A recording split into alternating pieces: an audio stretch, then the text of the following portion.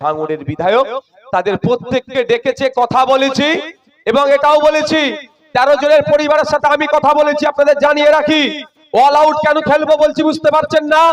এলাকায় একটা অশান্তি হলেও আইনের মাধ্যমে আমি বুঝে নেব। কাউকে অন্যায় ভাবে যাবজ্জীবন করবে এটাও আমি মানব না। আপনাদের জানিয়ে রেখে যাই, 13 জনের পরিবারকে ডেকেছি। এটা রেকর্ড হচ্ছে, ছাড়বে। আমি একটুকুই বলতে চাই, আমার বক্তব্য শুনে বৃহত্তর হিন্দু সমাজের মানুষেরা বলবে হয়তো হরগোবিন্দ দাস, চন্দন দাসের খুনিদেরকে নওশাদ সিদ্দিকী বাঁচাচ্ছে। একদম নয়। হরগোবিন্দ দাস, চন্দন দাসের যারা প্রকৃত খুনি তাদেরকে শাস্তি দেওয়া হোক, যাবজ্জীবন নয়, তাদেরকে 6 মাসের মধ্যে ফাঁসিতে চড়াক, এ দাবিটা নওশাদ সিদ্দিকী করছে। কিন্তু হরগোবিন্দ দাস, চন্দন দাসের প্রকৃত খুনিদেরকে খুঁজে বার করতে হবে। গরিব, সহজ সরল সাদাসিধে মুসলমানদেরকে ধরে বোকা বানিয়ে তাদেরকে যাবজ্জীবন কারাদণ্ডের ব্যবস্থা এই রাজ্য সরকার করবে। নওশাদ সিদ্দিকী চুপ করে বসে থাকতে পারবে না। ওদেরকে আমি আইনি লড়াই করব ওদের হয়ে। 13 জনকে ডেকেছি, কথা বলেছি, আলোচনা করেছি এবং এখনো বলেছি ওদের কাছে যে আপনাদের মধ্যে থেকে যদি প্রকৃত কারো পরিবার খুনি হয়ে থাকে এটা মাথায় রাখবেন, সত্য কথা বলুন, না হলে ওই একজনের জন্য আমি 13 জনের হয়ে লড়াই করব। পরে যদি দেখেছি একজন ওই খুনের সাথে যুক্ত, বাঁচার জন্য সে মিথ্যা কথা বলে 13 জনের টিমে ঢুকেছো, আমি যদি জানতে পারি ওই একজন গাদ্দারের মধ্যে ঢুকেছে ভালোদের মধ্যে, তাহলে কিন্তু 13 জনের মামলায় আমি ছেড়ে দেবো, আমি মামলা করব না। এ বার্তাও কিন্তু ওদেরকে আমি দিয়েছি। আমি বাড়িতে ডেকেছিলাম, এটা বলে রাখি, ক্যামেরা হচ্ছে, রেকর্ড করে ছাড়বেন। মমতা ব্যানার্জি তার পুলিশকে দিয়ে নির্মম অত্যাচার করে ওদের বেচারি ওই 13 জন নিরহ মুসলমানকে ফাঁসিয়ে আজকে যাবজ্জীবনের ব্যবস্থা করে দিয়েছে। আপনি অবাক হবেন, এত টুকু বাচ্চাগুলো, এত ছোট্ট বাচ্চা নিয়ে এসেছে। বোনটা তার স্বামী জেলে আছে, তার বাবা জেলে আছে। কে অন্যায়টা করেছে? এই মমতা ব্যানার্জি করেছে। ওদেরকে আমি দেখেছি, কথা বলেছি, আমি আপনাদের জানিয়ে দিতে চাই কেন আমাকে আটকানোর চেষ্টা করছে। ভাবতে হবে আপনাদের। ওর পাশে কেউ দাঁড়িয়েছে ওই 13 জনের পাশে? ওয়াকাফ চোর ফিরাদ হাকিম একটা কথা বলেছে মমতা ব্যানার্জিকে যে ভুল হচ্ছে দিদিমণি, আসল খুনিদেরকে শাস্তি দাও। আসল খুনি হচ্ছে তৃণমূলের নেতারা, আসল খুনি তৃণমূলের নেতারা। তৃণমূলের নেতাদেরকে বাঁচানোর জন্য সহজ সরল নিরহ মুসলমান গুলোকে তুলে নিয়ে গিয়ে তাদেরকে খুনি বানিয়ে দিয়েছে। তবে আইন বিচার ব্যবস্থা আছে, এটা মাথায় রাখবে। আইন বিচার ব্যবস্থার জয় হবে, সংবিধানের জয় হবে, এটা আমরা ভরসা করি। কিন্তু প্রশ্ন এখানে, মমতা ব্যানার্জি আসল খনিগুলোকে সরে দিয়ে ডুপ্লিকেট গুলোকে, অর্থাৎ যারা নিরহ তাদেরকে, অভিযুক্ত তাদেরকে খুনি বানিয়ে দিল। তাই বন্ধুগণ, আমি বাড়িতে ডেকেছিলাম, কথা বলেছি, সবাইকে বলেছি এটাই, আমি আইনি সহায়তা তোমাদেরকে দেব। কেন আজকে নওশাদ সিদ্দিকীকে আটকাচ্ছে আপনারা বোঝার চেষ্টা করুন। পশ্চিম বাংলায় অনেক সামাজিক সংগঠন আছে, অনেক ভাই মুসলমানদের হয়ে কথা বলে, অনেকে অমুকের হয়ে কথা বলে, অমুকের হয়ে অনেক আলোচনা করে, কিন্তু আমরা কি দেখছি আজকে তারা কেউ কথা বলছে না। কারণ একটা জায়গায় যেন আমার মনে হচ্ছে কেউ মমতা ব্যানার্জির কাছে আত্মসমর্পণ করে নিয়েছে বা কেউ ভয় পেয়ে গিয়েছে। নওশাদ সিদ্দিকী ভয় পায়নি, বিশ্বজিৎ মাইতি ভয় পায়নি, আব্দুল মালিক মোল্লা সাহেব ভয় পায়নি, তাপস ব্যানার্জিরা ভয় পায়নি। তাই এদেরকে হারাতে হবে। হারার জ্বালা আমাদের কাছে লাগে না, আমরা হারা জিতা নিয়ে প্রশ্ন করি না। তুমি আমাকে হারাবে বা জিতাবে তোমার হাতে নাই। ভাঙড়ের জনগণ ঠিক করবে কে হারবে কে জিতবে। আর শেষে আমার ধর্মীয় বিশ্বাস, আমার নসিব, আমার কপালে, আমার ভাগ্যে যেটা লেখা আছে, কারো পূর্বপুরুষের ক্ষমতা নাই সেটা আমার কপাল থেকে কেড়ে নেওয়ার। সুতরাং তুমি আমাকে হারাবার স্বপ্ন দেখাও বা আমাকে জেতাবার স্বপ্ন দেখাও, তুমি যাই করো না কেন, আগামী দিনে নওশাদ সিদ্দিকী জল জমি জঙ্গলের অধিকার কেড়ে ছাড়বে তোমাদের হাত থেকে, আদিবাসীদের হাতে তুলে দেবে। আগামী দিনে Naushad Siddiqui Indian secular front fake STSC সার্টিফিকেটের বাতিল করিয়ে ছাড়বে। তাই তুমি আমাকে হারাও বা জেতার স্বপ্ন দেখাও। আগামী দিনে নওশাদ সিদ্দিকী আইএসএফ মিলে আপনার ওই নিউ টাউনের ছাপনা মসজিদের জায়গাটা যেভাবে কেড়ে রেখে নিতে চাইছে হিটকো, সেটা ফিরিয়ে নিয়ে এসে মসজিদ কমিটির হাতে তুলে দেবে। সেটা নওশাদ সিদ্দিকীর বিধায়ক সিট থাকলো আর না থাকলো কোনো যাই আসে না।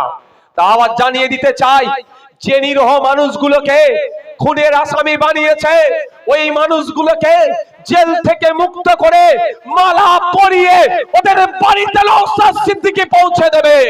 এটা রেকর্ড করে রাখুন, তাতে আমার জিএমএলএ সিট থাকুক আর নাই থাকুক আমার প্রয়োজন নাই।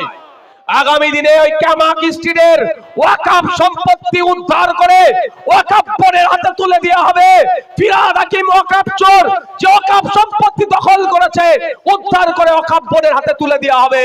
তাতে নওশাদ সিদ্দিকী এমএলএ থাকুক আর নাই থাকুক, এই লড়াই নওশাদ সিদ্দিকী চালিয়ে যাবে।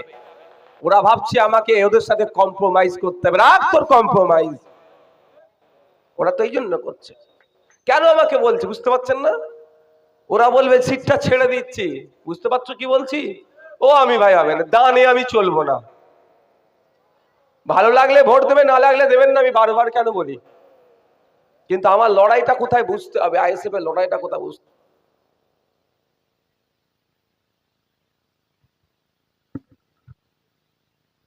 আগামী দিনে লড়াইটা কোন জায়গায় দাঁড়াচ্ছে বুঝতে হবে।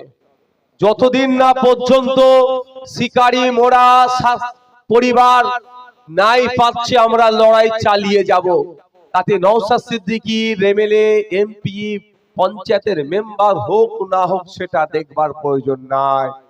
আমাদের বাড়ির মেয়ে কলকাতার হসপিটালের ডক্টর, আরজিকর হসপিটালের ডক্টর তিলোত্তমা যতদিন না বিচার পাচ্ছে এই লড়াই চালিয়ে যাব। কেন রাগ আমাদের উপরে? আমরা কি করেছি? একটা এমন কোন শব্দ বলতে পারবে যে শব্দের জন্য এলাকায় অশান্তি হবে? বলতে পারবে কেউ? একটা এমন শব্দ পাবে না। হ্যাঁ, আমরা একটু নটোরিয়াস ক্রিমিনাল বলি।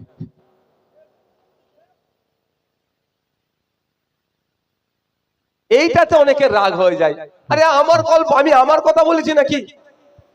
নটোরিয়াস ক্রিমিনাল কি আমি আমার নাম আমি নিজে থেকে বলেছি? কে বলেছে? National human rights commission, Kolkata high court কে বলেছে এই যেগুলো আছে এই বলে উল্লেখ করে দিয়েছে, এরা হচ্ছে নটোরিয়াস ক্রিমিনাল, কুখ্যাত দুষ্কৃতী। কুখ্যাত দুষ্কৃতী কিনা আবার কি বাংলাটা বলে দিই, কুখ্যাত। কুখ্যাত ইংলিশে নটোরিয়াস ক্রিমিনাল, ইংলিশে নটোরিয়াস ক্রিমিনাল। এটা বলি বলে অনেকের আবার বুকে ব্যথা করে। আমি যদি ভুল বলি তুমি যাও না, তুমি তোমার লোককে আবার কেন শিকায়ত করছো যে আমাকে এইরকম ভাবে বলে? তোমাদের রাগ হয় না? বুঝতে পারছেন? আমাকে এতজন মিথ্যাচার করে, আমি কোনোদিন বলেছি ভাই তোমরা উত্তর দাও? বড় তো তোমাদের কি বলি, তোমরা উত্তর দেবে না, তোমার কাজে লেগে থাকবে যে যার কাজে। উত্তর তো জনগণ দেবে, তোমাকে বলিয়ে উত্তর দিতে হবে কেন?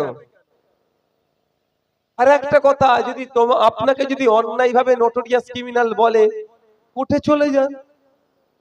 আপনার মানহানি হচ্ছে, সম্মানহানি হচ্ছে, তো আপনার সম্মানহানি করছে এই মর্মে আপনি কোর্টে চলে যান।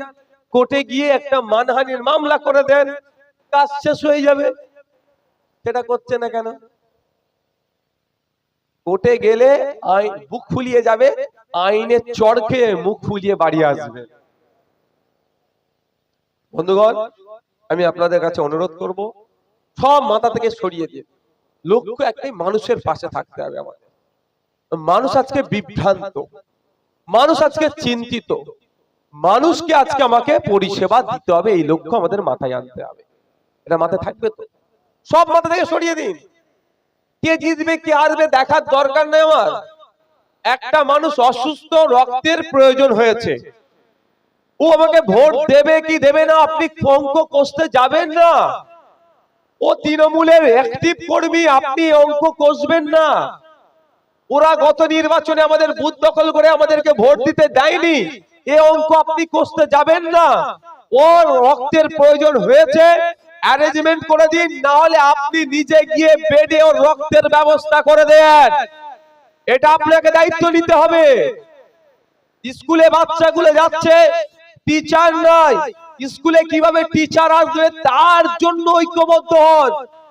স্কুলে ডাস্টার নাই, চক নাই, টেবিল নাই, চেয়ার নাই, এগুলো কিভাবে আসবে তার জন্য প্রস্তুতি নিতে হবে আপনাকে আমাকে। এটা আপনি যদি এই প্রস্তুতি না নিই, সমাজ ধ্বংস হয়ে যাবে। আপনার বাড়ির পাশে একজন অসুস্থ ব্যক্তি, চিকিৎসা পরিষেবা কিভাবে পাবে, সরকারি চিকিৎসা পরিষেবা কিভাবে পাবে, তার ব্যবস্থা আপনাকে করে দিতে হবে। আপনি একবারের জন্য ভাববেন না ও বেটা পঞ্চায়েত নির্বাচনে আমাদের প্রার্থীকে দাঁড়াতে দেয়নি, এখন বেটা অসুস্থ পড়েছে, এবার জব্দ হোক। রাগ সবারই হয়, হিউম্যান বিং আমরা, মানুষ আমরা, আমাদের রাগ আছে, আবেগ আছে, রাগ আছে। কিন্তু আমি অনুরোধ করব, রাগ আর আবেগকে কন্ট্রোল করতে হবে।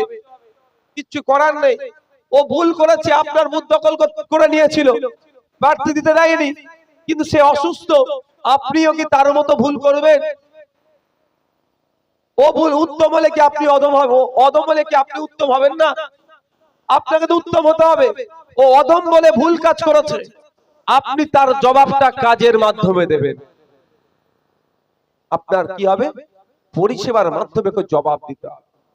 তাই বন্ধুগণ, আপনি আমাকে কটা বাজে? কতজন রক্ত দিল দেখো, আর কতক্ষণ হবে দেখো।